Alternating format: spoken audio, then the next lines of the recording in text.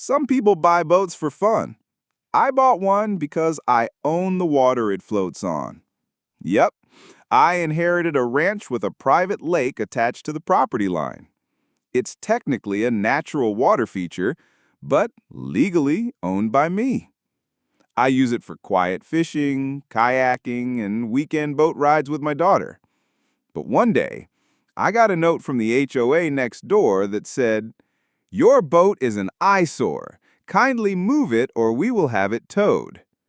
They didn't realize I don't live in their neighborhood, or that I own the lake they fish in every weekend.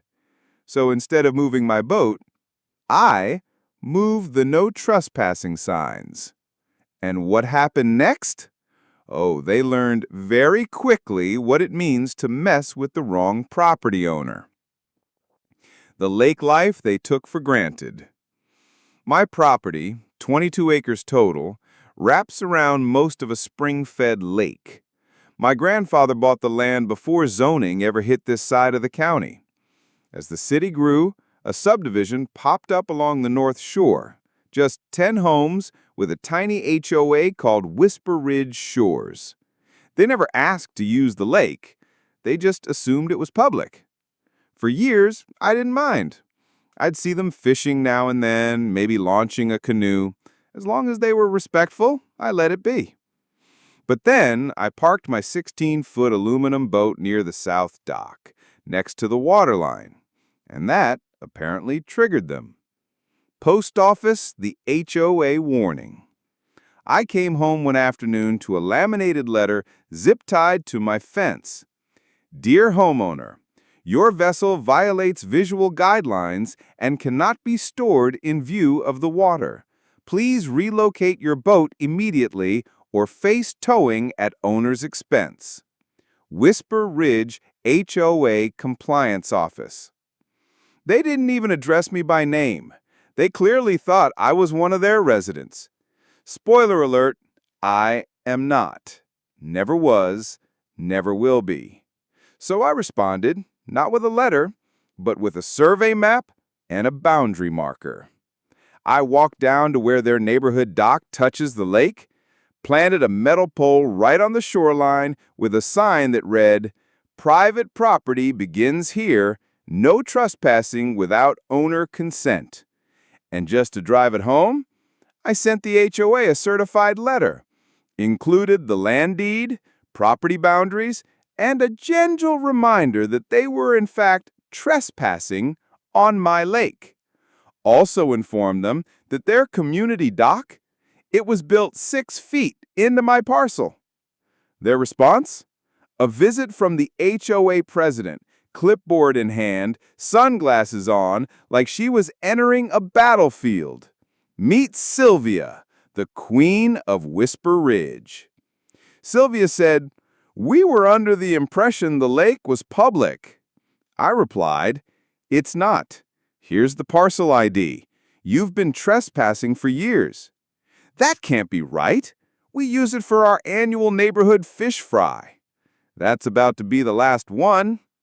She tried to bargain, said the boat ruined the view, and that maybe we could find a compromise. So I gave her a compromise. You stop telling me what to do on my land, and I won't ban every last one of your residents from touching the water. She said she'd talk to the board. Too late. The final straw? Their HOA fishing party. That weekend, I came home to over 30 people gathered on the dock. Coolers, folding chairs, barbecue pits, music blasting, kids splashing in the lake, zero permission. That's when I'd had enough. I walked down with my paperwork, took a single video, then called the sheriff. The sheriff gets involved.